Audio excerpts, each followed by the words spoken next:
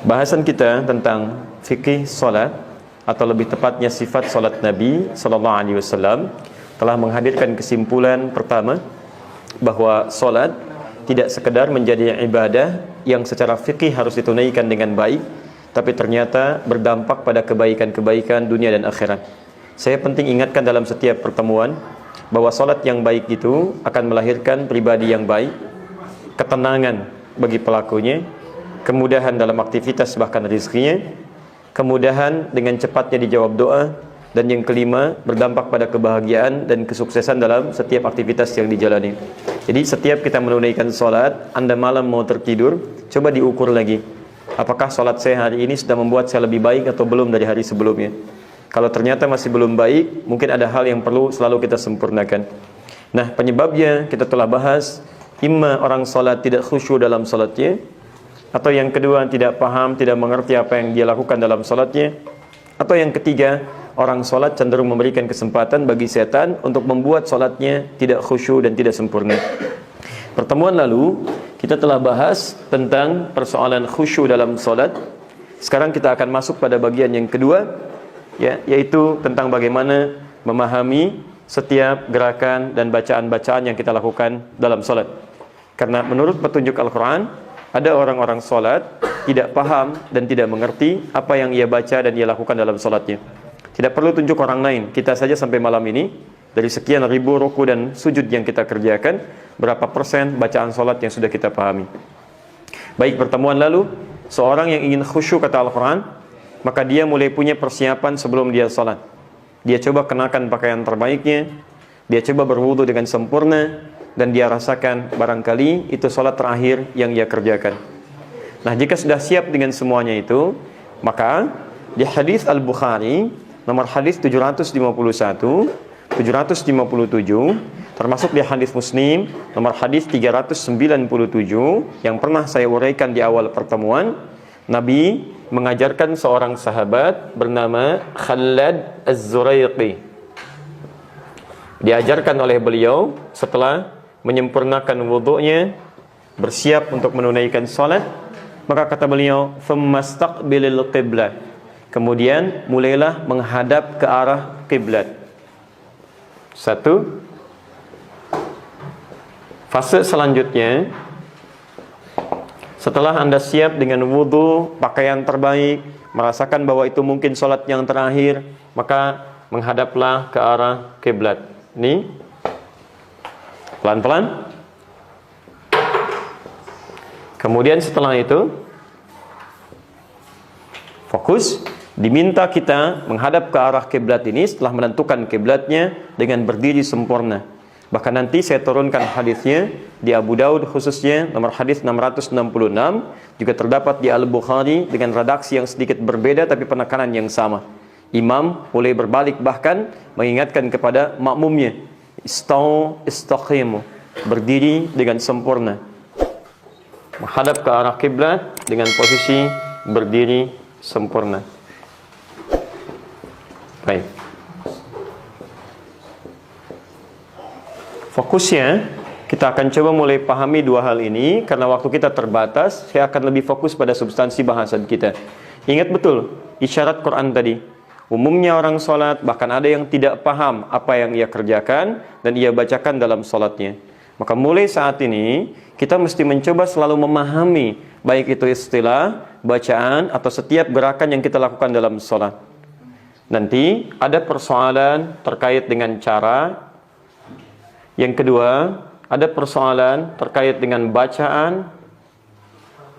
Dan yang ketiga, ada persoalan terkait dengan esensi atau hikmah dari cara, gerakan, atau bacaan yang kita kerjakan.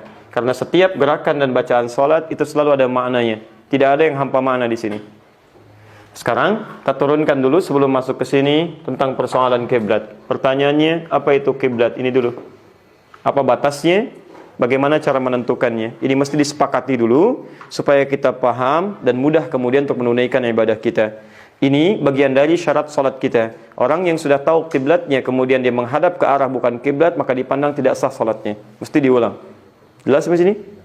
Baik, kita turunkan dulu. Satu, Quran surah kedua ayat 115. Posisi paling kiri di pertengahan. Ini nanti pembahasannya saya akhirkan, cuma karena urutan ayatnya di awal, maka saya dahulukan penulisannya. Kedua, Quran surah kedua ayat 143 sampai 144. Posisi paling kiri, di tengah sampai bawah. Ketiga, kita ambil juga untuk penekanan Quran surah kedua Al-Baqarah 149. Posisi paling kanan di pertengahan. Setelah ini diketahui, kita pindah ke bahasan yang ini, berdiri. Kita ambil kalimat berdiri pertama Quran surah kedua ayat ketiga, posisi paling kiri di pertengahan. Penegasan ini ditemukan di Quran surah kedua ayat 238, posisi paling kanan sebelah atas. Ini nanti muncul lagi kalimat khusyuk di sini setelah kita bahas kemarin, berdiri dengan khusyuk. Jadi kita lihat caranya. Baik, kita fokus. Pertama, apa itu kiblat? Ya, kalau kita tuliskan dalam bahasa Arab seperti ini, kiblat. Dari kata qabila, yaqbalu, aqbala, yuqbilu, menghadap. Ya, qabila artinya menghadap. Ghadan ana sa'aqabil Sayyidis Safir. Besok saya akan menghadap pada duta besar. Baik, arah menghadap. Kalau kita ingin cukup gambarkan arah menghadapnya pada satu fokus tertentu yang tidak kita berpaling satu dengan yang lainnya, cuman satu sisi saja, maka kata qabila ini kita rubah dengan kalimat seperti ini dalam bentuk sifatnya. Jadi kiblat.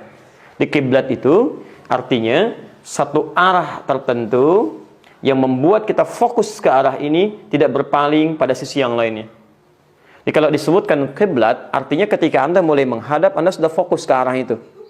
Sudah tidak nengok kanan, nengok kiri. Ya, makanya nanti ketika Anda berdiri, itu semua hal yang bisa mengganggu fokus kita ke arah ini, imam nanti mengingatkan. Jadi saya tunjukkan saat masuk pada fase yang kedua. Makanya nanti mulai merapatkan saf, hal gangguan mulai dimintakan untuk dimatikan, untuk dihilangkan dan sebagainya. Jelas sampai sini? Jadi ketika disebutkan kiblat, ini bukan hanya menunjuk kepada arah, tapi arah yang menuntut kita untuk fokus menghadap ke titik ini. Jelas ya? Baik. Coba fokus, lihat sini semua. Fokus, tidak ada yang ngobrol, tidak ada yang bicara. Tahan dulu, lihat sini. Nah, itulah kiblat. Jelas ya? Nah, itulah kiblat. Jadi ketika kita mau sholat, fokus, sudah. Nggak ada yang lain, nggak ada yang itu kiblat yang dimaksudkan. Jelas ya? Baik. Fokus, satu. Nah, sekarang kemana kita menghadapnya, arah yang dimaksudkan ini? Kalau kemudian cuma disebutkan menghadap, fokus, arah, nggak boleh berpaling satu dengan yang lainnya. Kalau tidak diberikan satu titik kemana kita menghadap, orang akan berbeda-beda. Nah, ini yang menunjukkan perbedaan antara Islam dengan hal yang dianggap sebagai kepercayaan di agama lainnya.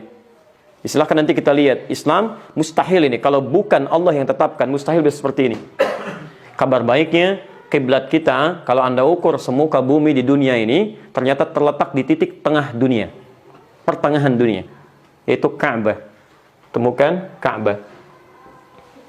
Ka'bah itu pusat dunia sebetulnya. Kalau teman-teman lihat lagi peta, dan silahkan diskusikan dengan ahli geografi manapun, mereka akan sepakat bahwa Ka'bah, wilayah sekitar Mekah itu titik dunia. Nanti setelah Islam, ya, dan umat Islam khususnya di Andalusia mulai meninggalkan ajaran Islam pelan-pelan, dikalahkan oleh pasukan gabungan antara Raja Ferdinand dengan Ratu Isabella, kemudian mulai dirampas segala harta intelektualnya dan sebagainya, maka mulailah kemudian dibuat orang-orang Islam lupa dengan hasil-hasil pemikiran mereka yang bersumber dari Al-Quran dan hadis Nabi, mulai kemudian dibuat lupa, bahkan sebagian dibelokkan, dipindahkan dari mulai ke Paris sampai ke Greenwich. Sampai sekarang titik pusat dunia disebut di Greenwich. Tapi kalau Anda kemudian lihat peta lebih dalam lagi, maka Anda akan lihat ini yang berada di tengah-tengah. Baik, ini kita temukan di Quran surah ketiga, saya belum tuliskan, ayat 96 sampai 97. Inna awwala baitin, lihat kalimatnya, wudi'a linnas, sungguh rumah pertama, kiblat titik pertama dunia yang dijadikan untuk manusia. Jadi bukan manusia yang buat, tapi telah Allah yang tetapkan. Bentuknya pasif. Di Ka'bah itu bukan dibuat oleh manusia, bukan ditentukan oleh Adam, tapi Allah yang tentukan untuk manusia. Paham ya? Wa inna awwala baitin wudi'a linnas, sungguh rumah pertama yang dibangunkan untuk manusia, bukan manusia yang bangun. Ya, lalladzi bi Bakkah mubarakah, yang terletak di Makkah itu adalah Ka'bah. Ya, di Ka'bah bukan dibangun oleh Nabi Adam, bukan dibangun oleh Nabi Ibrahim. Jadi Nabi Ibrahim nggak pernah bangun Ka'bah. Nabi Ibrahim hanya pernah meninggikan pondasi Ka'bah karena di zaman Nabi Nuh terjadi banjir yang menyapu bangunan atas Ka'bah. Ya, jadi di zaman Nabi Nuh itu ke Nabi Adam kisaran 5 sampai 6 generasi. Nuh bin Mihlail, Matushala bin Kinan bin Anwas bin Tis bin Adam alaihissalam. Nah, di zaman Nabi Nuh terjadi banjir besar, ini tersapu bagian atasnya, tersisa pondasinya. Kalau satu pondasi dalam bahasa Arab disebut dengan qaidah. Kalau pondasinya lebih daripada satu, bahkan 3, 4 dan seterusnya, dijamakkan menjadi qawaid. Qawaid. Ka'bah ada berapa sisi? 4. Berarti 4 sisi, 4 pondasi bagian bawahnya. Dijamakkan bentuknya jadi qawaid. Di masa Nabi Ibrahim diperintahkan oleh Allah untuk meninggikan kembali pondasi Ka'bah ini. Meninggikan, bukan membangun. Ini diabadikan di Quran surah kedua Al-Baqarah ayat 127. Posisi paling kiri sebelah atas. Wa idh yarfa'u Ibrahimul qawa'ida minal bait wa Ismail. Dan pelajarilah ketika Ibrahim dan putranya Ismail diperintahkan untuk meninggikan kembali bangunan Ka'bah. Paham ya? Baik, jadi ketika beliau mulai menginjak, injakan pertama untuk meninggikan, hal yang pertama dilakukan disebut dengan makam. Maka sekarang dikenal dengan makam Ibrahim. Putranya lah di sudut yang lain mulai membawa batu untuk membantu bapaknya. Dia melihat ayahnya bekerja, punya perasaan ingin bantu. Ya, kalau dia bawa batu, batu dalam bahasa Arab disebut dengan hajar. Hajar aswad, batu hitam. Kalau batunya sudah mulai disusun-susun berbentuk tertentu, tentu ini disebut dengan hijar namanya. Kalau sudah jadi bangunan utuh atau jadi kamar-kamar ruangan disebut hujrah, jamannya hujurat. Maka dia datang dari sisi yang lain, mulai bantu bapaknya, bangun area ini sampai sekarang dikenal dengan Hijr Ismail. Paham? Baik, dari Nabi Ibrahim ke Nabi Nuh ada kisaran 6 sampai 7 generasi. Ibrahim bin Azar, bin Nahur, bin Abir, bin Kinan, bin Al-Fakhshad, bin Sam, bin Nuh alaihissalam. Ini sudah jadi, ini pertama kali titik pusat manusia. Makanya ketika Nabi Muhammad SAW menghadap dalam awal-awal salat ke arah Al-Masjidil Aqsa, kemudian beliau bermohon supaya titik pusatnya itu kembali kepada awal. Ini, Ka'bah. Maka beliau sering bermohon kepada Allah secara singkat. Ketika beliau mendapat undangan dari Ummul Bashar di Madinah, datanglah kemudian ke situ, menunaikan salat. Di pertengahan turunlah Quran surah kedua ayat 144. Posisi paling kiri sebelah bawah.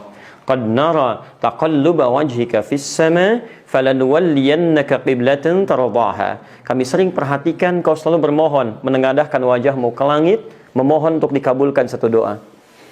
Mulai sekarang, hadapkanlah kiblatmu ke arah syatrul Masjidil Haram. Pakai syatron. Syatrul Masjidil Haram. Saya turunkan ini. Fokus. Ayat ini turun, yang tadinya Nabi tengah menghadap ke Baitul Maqdis, dengan turunnya ayat ini berputar beliau 180 derajat. Diikuti oleh sahabat di belakangnya. Paham? Baik, ini kiblat yang pertama, kemudian berputar pada kiblat yang asalnya yang kedua. Dua dalam bahasa Arab, ain, ain, ain. Muslim satu, dua muslim, muslim ain. Kitab satu, dua kitab, kitab ain. Kiblat satu ini berpindah pada yang kedua, dua kiblat, kiblatain. Sampai hari ini, masjid yang pernah beliau sholat dan berputar itu disebut dengan Masjid Kiblatain. Di tempat itulah peristiwa turunnya kiblat dialihkan ke Ka'bah, ke arah Al-Masjidil Haram. Paham sampai sini?